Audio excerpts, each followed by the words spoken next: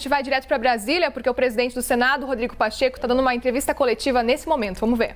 Às 8 da manhã, em ponto, e terminou quase 11 horas, então quase 3 horas de reunião com os governadores. Muitos falaram, foram diversos temas e nós fizemos uma compilação das ideias síntese dos governadores, basicamente envolvendo a questão da coordenação nacional, que de fato precisa existir através da presença do presidente da República, de assumir essa coordenação política, igualmente do credenciamento ao ministro da Saúde, para que o ministro da Saúde possa fazer essa coordenação técnica com base na ciência, com base na medicina, com ações que sejam efetivas. Eu expliquei aos governadores a natureza desse comitê, que é um comitê, ele não tem o caráter nacional necessariamente, é um comitê federal de organização do presidente da República, o presidente do Senado, o presidente da Câmara e um representante do Judiciário, que não pode ser o presidente do Supremo em razão de uma vedação constitucional, mas uma busca de unificação de entendimentos entre os poderes da República, justamente para que possamos identificar quais são as convergências e identificar também medidas que às vezes são tomadas pelo Poder Executivo e que não têm amparo no Legislativo, ou medidas legislativas da Câmara e do Senado que também não terão o amparo do Executivo. Então é fundamental, até para otimizar o trabalho, que haja a regularidade presencial, pessoal, do presidente da República, do presidente da Câmara, do presidente do Senado, com o ministro da Saúde, para nós termos uma ideia comum de enfrentamento da pandemia e uma uniformização de condutas. A primeira reunião desse comitê vai acontecer na segunda-feira. O presidente da República vai definir o horário na manhã de segunda-feira, para que nós possamos, então, materializar esse trabalho instituído através desse decreto, da comissão através desse decreto, do comitê através desse decreto. E eu vou fazer questão de levar para essa reunião de segunda-feira essa compilação das reivindicações dos governadores, que são muitas, são diversas, sinteticamente essa, da necessidade da coordenação, da necessidade de ouvi-los, e os governadores precisam ser chamados a se pronunciar em relação dos muitos e diversos problemas que tem em cada um dos seus estados, desde a questão dos insumos, que é algo que tem que ser resolvido imediatamente, os insumos de sedação, passando pelas questões de fornecimento de oxigênio, igualmente da abertura de leitos de UTI e da vacinação. Pediram, inclusive, que houvesse uma uniformização do Programa Nacional, do Plano Nacional de Imunização, para permitir que entre os estados haja igualdade em relação à questão das faixas etárias de alcance da vacinação, para não haver desequilíbrio entre os estados federados. É uma coordenação que precisa ser feita pelo Ministério da Saúde, a centralização do fornecimento de vacinas e também de insumos por parte da União e do Ministério da Saúde nas secretarias de Estado da Saúde nos respectivos estados. Então são reivindicações muito justas, muito básicas, mas precisa sentar, conversar e ter a interlocução necessária para isso. Então nós estamos muito otimistas.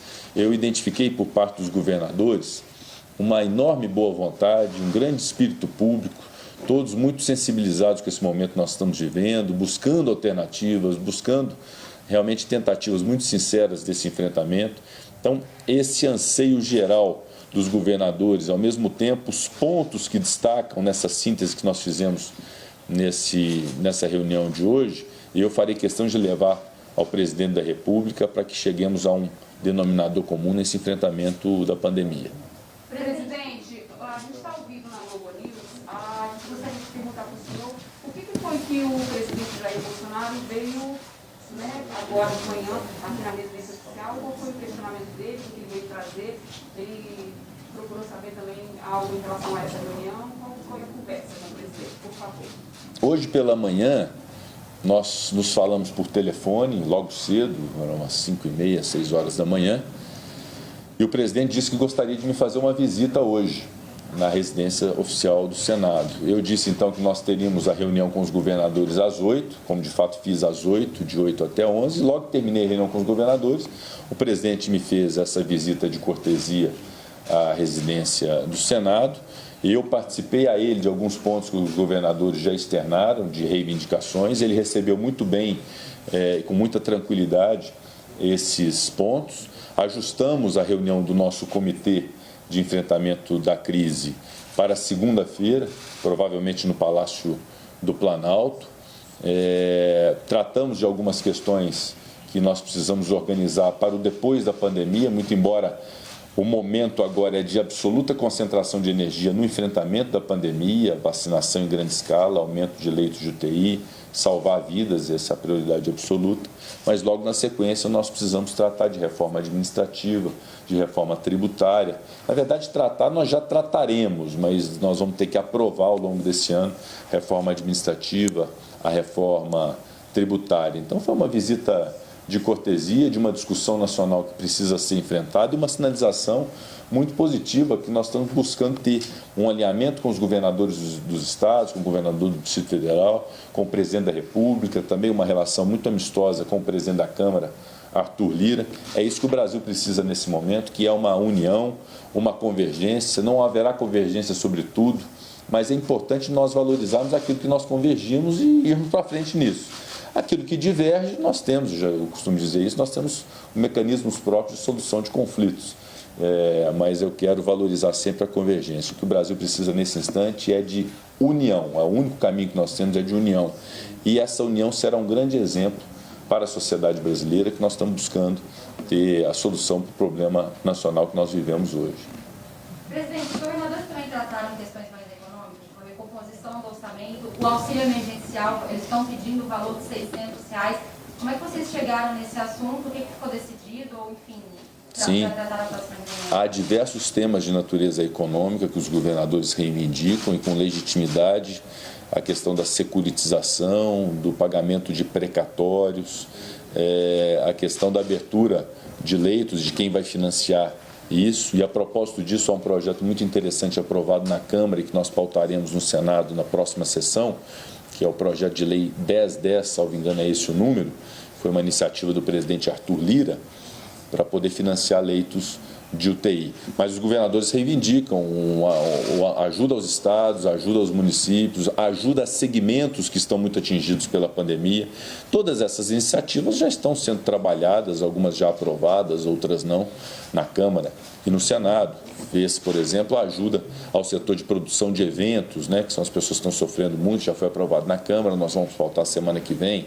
A nova rodada da lei Aldir Blanc, que ajuda os profissionais da cultura também, que há um projeto que nós vamos pautar na próxima semana. Então há uma sensibilização do Congresso Nacional dentro da linha dos que os governadores defendem, de ajuda a segmentos atingidos pela sociedade, o Pronamp permanente, inclusive, a prorrogação da parcela do Pronamp, que é a ajuda de pequenas e microempresas. Então, há uma pauta econômica dos governadores, que em diversos pontos converge com a do Congresso Nacional, e precisamos participar o governo federal e o Ministério da Economia para que tenhamos a uniformização disso e identificarmos qual o tamanho do orçamento possível para fazer todo esse atendimento a esses diversos segmentos e atendimento também aos estados e municípios. Quanto ao auxílio emergencial, nós temos que trabalhar com a realidade que nós temos no Brasil, que feliz ou infelizmente é uma realidade que vai socorrer as pessoas, mas que não será, obviamente, aquilo que desejavam as pessoas mais necessitadas do Brasil. Então, os valores instituídos pela medida provisória foi de R$250, podendo chegar a R$375 ou a R$150, a depender da realidade de cada família. É óbvio que todos nós gostaríamos de reeditar o do ano passado no valor de R$600, mas não foi possível em razão da responsabilidade fiscal e do orçamento. Mas o foco nosso muito prioritário e imediato é a vacinação em larga escala. A vacinação que vai fazer com que nós salvemos vidas no Brasil e salvemos a economia brasileira, que precisa voltar à regularidade, voltar a funcionar, a roda da economia girar, mas desde que haja segurança sanitária. A segurança sanitária virá somente com a vacina. O presidente Bolsonaro falou com o senhor sobre a situação do assessor Felipe Martins? Nós conversamos a respeito disso muito rapidamente. Eu informei ao presidente da República que isso é objeto de um procedimento de apuração, de investigação no âmbito da Polícia Legislativa do Senado Federal, que terá suas conclusões e as consequências jurídicas desse fato serão, obviamente, existentes, serão apuradas e serão tomadas as providências. A providência política de manutenção ou não desse assessor cabe ao presidente da República. Afinal de contas, pode demitir apenas aquele que admite. Ele já antecipou alguma antecipou sobre esse movimento? Não antecipou absolutamente nada, eu apenas comuniquei a ele esse episódio e as consequências, as providências foram tomadas pelo Senado Federal. Eu insisto nisso, o Senado Federal repudia qualquer tipo de manifestação racista, de ato obsceno ou gesto obsceno, e também repudia qualquer tipo de brincadeira de mau gosto, caso tenha sido essa a intenção. Seja qual for a intenção, foi um comportamento completamente inapropriado. E quais são as consequências, presidente, previstas? Quais são as consequências? Uma vez apurado o fato, a Polícia Legislativa vai identificar, vai apurar o fato, materialidade, autoria, eventualmente sugerir a tipicidade e se encaminhar ao Ministério Público e ao Poder Judiciário para que sejam tomadas as providências adequadas. No âmbito do Senado Federal, não há o que fazer sob o ponto de vista de conselho de ética, que não se aplica a quem não é do Senado.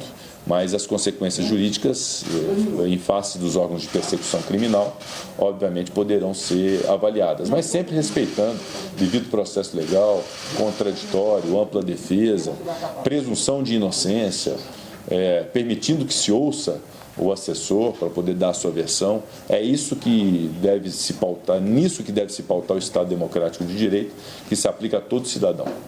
O ministro da Saúde, presidente, falou essa semana, durante a entrevista coletiva dele, de que em curto prazo, ele não explicou que curto prazo seria esse, a ideia era vacinar pelo menos 1 milhão de brasileiros por dia.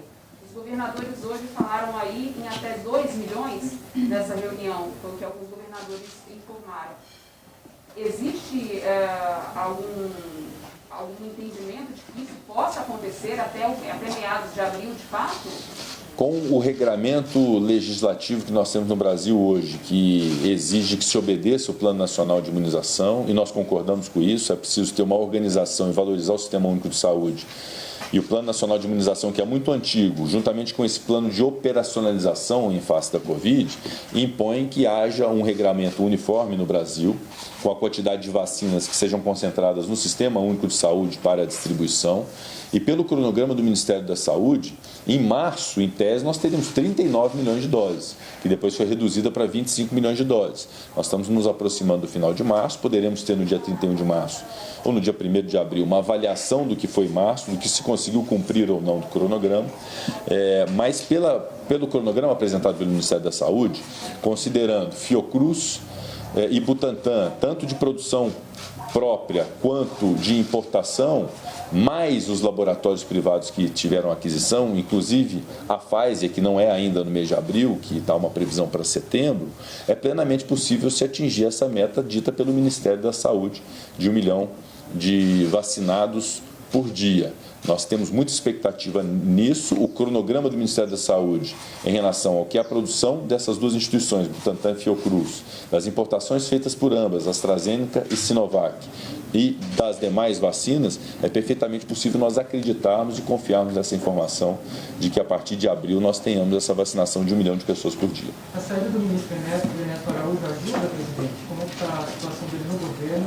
Já está havendo muita essa crítica de que alguma ausência de a permanência ou a saída do ministro, de qualquer que seja ele, inclusive do ministro das Relações Exteriores, é uma decisão que cabe ao presidente da República. O que nos cabe enquanto Senado Federal, Câmara dos Deputados, enquanto Parlamento, é cobrar ações e fiscalizar as ações do Ministério. E nós consideramos que a política externa do Brasil ainda está falha, ela precisa ser corrigida, é preciso melhorar a relação com os demais países, inclusive com a China, porque a China é o maior parceiro comercial que temos do Brasil. Então eu considero que, para além de uma avaliação pessoal sobre o desempenho do ministro, vamos falar sobre ideias, sobre propostas e sobre comportamentos. E isso precisa melhorar na relação exterior do Brasil. E o senhor chegou a falar sobre isso com o presidente da República também? Também pontuei aquilo que disse ontem. Tudo que eu digo para vocês, eu não tenho problema nenhum em dizer para o presidente, até porque o presidente ou qualquer outra pessoa fica sabendo do que eu digo publicamente. O que eu penso é o que eu digo publicamente. Eu manifestei mais uma vez que a política externa do Brasil precisa melhorar, nós precisamos ter melhores relações com todos os países que podem nos ajudar nesse momento e que nós, ao longo da história, ajudamos. Nós damos segurança alimentar para o mundo, nós temos um apelo ambiental, pelo menos biomas que são muito importantes para o mundo, inclusive o bioma amazônico. E esse valor do Brasil agora precisa ser reconhecido pela comunidade internacional.